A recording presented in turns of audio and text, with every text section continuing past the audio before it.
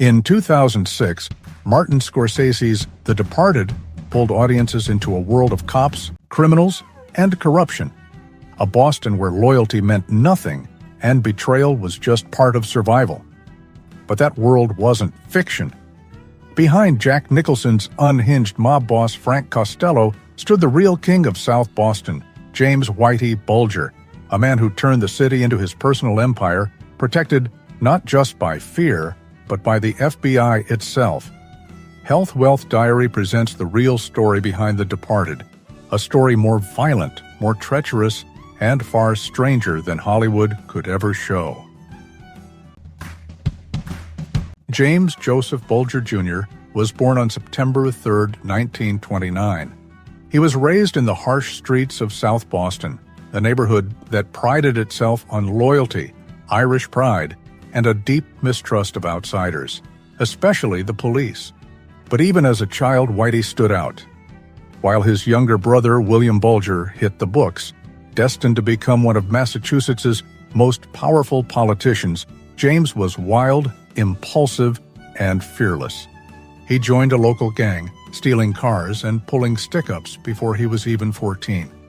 By 20, he'd been arrested several times and enlisted in the United States Air Force, only to spend time in military prison for fighting with other officers and eventually going AWOL.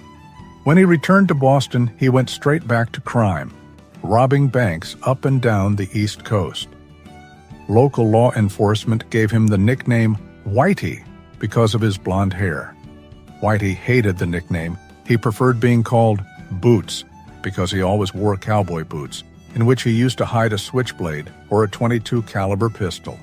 In 1956, Whitey served his first term in federal prison at Atlanta Penitentiary for armed robbery. In prison, he was used as a guinea pig for a secret CIA program. The prison doctors told the inmates they were looking to find a cure for schizophrenia and needed volunteers when, in fact, they were being used to research mind control. Whitey and a handful of other inmates, all of whom had volunteered in exchange for reduced sentences, were given LSD over a 2-year period. Whitey would later claim that he and the other inmates would have to serve a life sentence if they spoke to anyone about the program. Whitey also later said, the secret program left him paranoid and distrustful for the rest of his life. That paranoia and his ability to manipulate others would become trademarks of his reign in Boston. In 1959, Whitey was transferred to Alcatraz Federal Penitentiary in California.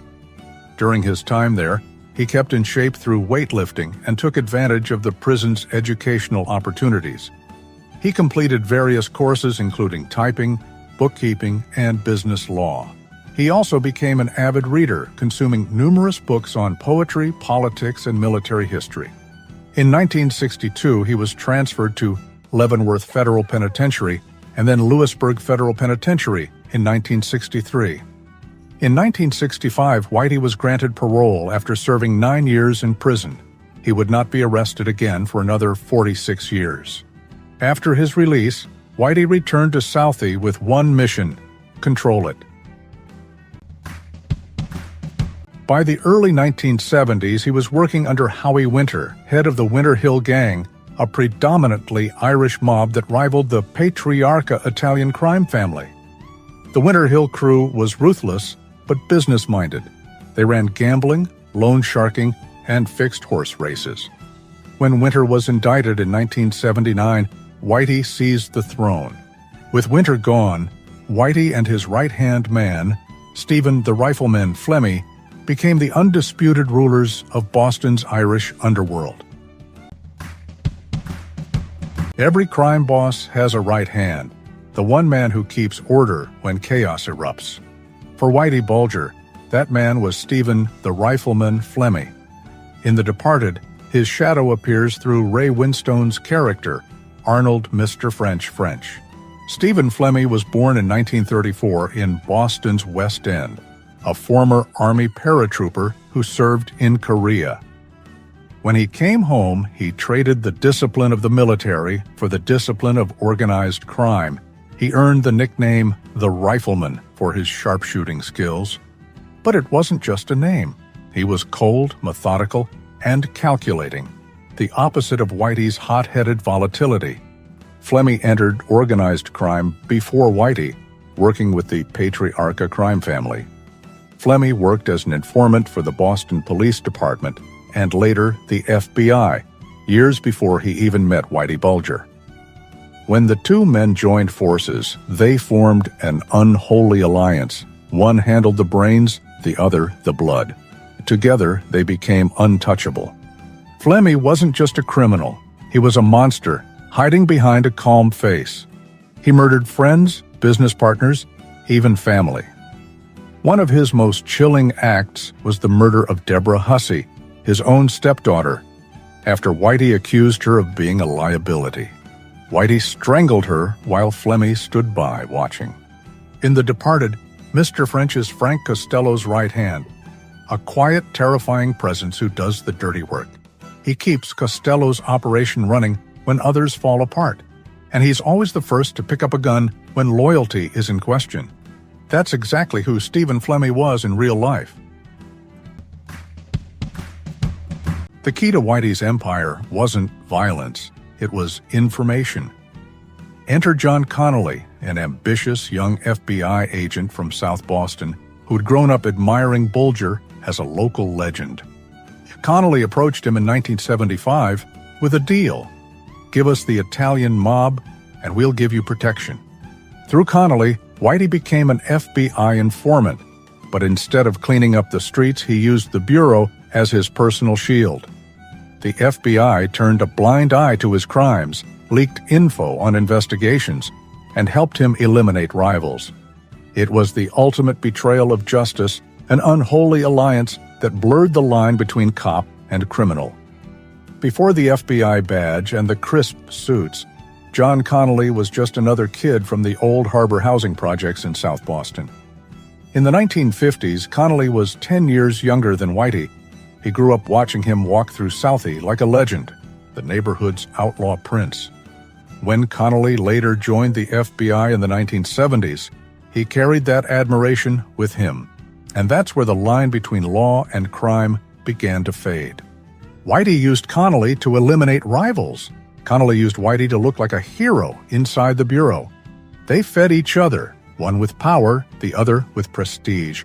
And as long as the headlines read, FBI cripples Italian mob, nobody asked who replaced them in Boston's criminal food chain. In The Departed, this moral collapse becomes the very soul of Colin Sullivan, Matt Damon's double-dealing police officer. Colin Sullivan is not just inspired by Connolly, he is Connolly's mirror. From childhood admiration to adult corruption, their paths are nearly identical. What makes the Sullivan-Connolly parallel so haunting is the psychology behind it. Both men were trapped between two worlds, law enforcement and organized crime, and both convinced themselves they were serving justice. Sullivan believed his loyalty to Costello was survival, that he could control both sides. Connolly believed protecting Whitey was strategic, that he was using the mob for the greater good. But in the end, both were consumed by the very thing they tried to manipulate, the illusion of control. When The Departed hit theaters in 2006, audiences met Frank Costello, played with wild brilliance by Jack Nicholson. He was loud, erratic, charming, and terrifying. A man who could crack a joke one minute and commit murder the next. Scorsese never said the name Whitey Bulger in the film, but everyone in Boston knew exactly who he was channeling.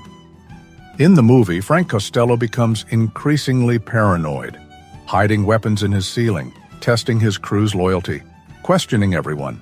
That paranoia wasn't written from imagination. It came straight from Whitey's life. He had safe houses all over Boston, used coded payphones, and carried multiple guns even when meeting his own men. He'd disappear for days, test his crew with false stories, and watch to see who repeated them. If you slipped once, you were dead. Nicholson's Costello is chaos personified, unpredictable, sometimes even theatrical. Whitey, on the other hand, was the opposite in public, cold, soft-spoken, calculating. Whitey didn't just kill enemies, he studied them first. And that clinical precision is what Nicholson brought to the screen, hidden beneath the madness. In The Departed, Patrick "Fitzy" Fitzgibbons is Frank Costello's muscle, the wise-cracking, thick-accented Irish enforcer who's been around since the old days. He's not polished, he's not corporate. He's pure Southie, the kind of guy who's seen every hustle, every hit, every betrayal, and still shows up for work. Fitzy is loyal, streetwise, and just dangerous enough to keep people in line. He's the neighborhood's old guard, part soldier, part local legend. And while Scorsese doesn't name names, there's one man in real life who carries that same DNA. Patrick Nee. Born and raised in Southie, Patrick Nee was as authentic as it gets. An Irish-American gangster who came up through the same housing projects as Whitey Bulger. He was tough, proud, and political. While most mobsters chased money, Nee saw himself as part of something bigger, a soldier, not just for South Boston, but for Ireland. Unlike most American gangsters, Patrick Nee's loyalty wasn't only to money, it was also to the Irish Republican Army. He helped ship guns and explosives from Boston to Northern Ireland, hiding weapons in cargo containers and using South Boston shipping lanes as his secret highway. While Fitzy is mostly used for texture and comic relief in The Departed, Patrick Nee was far more than a side character in real life. Nee wasn't just a soldier, he was a strategist, a man who understood both politics and power. He wasn't flashy like Whitey or flamboyant like Flemmi. He stayed under the radar, which is exactly why he survived. By the 1990s, Whitey's luck was running out. Internal investigations began exposing FBI corruption, and John Connolly's protection was unraveling. When indictments were prepared in 1995, Connolly tipped Bulger off one last time. Whitey fled Boston with his girlfriend Catherine Greig and vanished. He was gone for 16 years, moving through Louisiana, Wyoming, and finally Santa Monica, California. The man who once ruled Southie was now hiding under the alias Charlie Gasco, collecting Social Security, feeding stray cats, and watching The Departed in movie theaters. A cruel irony. In 2011, the FBI finally caught up with Bulger. A tip from a woman in California led to his arrest at age 81. He was convicted of 11 murders and sentenced to 2 life sentences plus 5 years. But in 2018, behind bars at USP Hazleton, West Virginia, Whitey's own end came violently. He was beaten to death by inmates just hours after his transfer. His eyes were gouged out, his tongue cut off. A punishment for rats. Stephen Flemmi eventually turned state's evidence in 2003. He testified against Whitey in exchange for avoiding the death penalty. He admitted to participating in multiple murders, coldly describing how he and Bulger buried their victims under bridges and in dirt basements. He is now serving a life sentence in federal prison, unrepentant, emotionless, and alone. Mr. French died in silence, and Flemmi rots in prison. But both men represent the quiet truth of organized crime, the soldiers who keep the engines of evil running while the bosses take the glory. Without Stephen Flemmi, there would be no Whitey Bulger. Without Mr. French, there would be no Frank Costello. In 2002, John Connolly's double life finally collapsed. He was convicted of corruption, obstruction of justice, and later implicated in the 1982 murder of businessman John Callahan, whom Whitey ordered killed. Connolly's defense? He claimed he never meant to protect killers, only to fight the mafia. But the evidence told another story. For decades, he had been Whitey Bulger's man on the inside. He was sentenced to 40 years in prison, where he remains today. The scene in Sullivan's apartment in The Departed, where Mark Wahlberg's Sergeant Dignam delivers justice, symbolizes what Boston never got in real life, a clean end. Frank Costello dies in a violent confrontation with his own protege, shot in the head on a bridge. Poetic justice for a man who lived by deceit. Whitey's ending was slower and more brutal. Both men died surrounded by betrayal. Both inspired fear and fascination long after their reign ended, and both proved the same truth, that in Boston, the devil doesn't always wear horns. Sometimes he wears a smile and hands out turkeys on Thanksgiving. Thanks for watching. In a world where every cop's a crook and every crook's got a badge, who do you think was more corrupt? The criminals or the system that protected them? Leave your thoughts in the comments below. If you enjoyed this video, smash that like button and don't forget to subscribe and hit the notifications for more awesome videos from the Health Wealth Diary.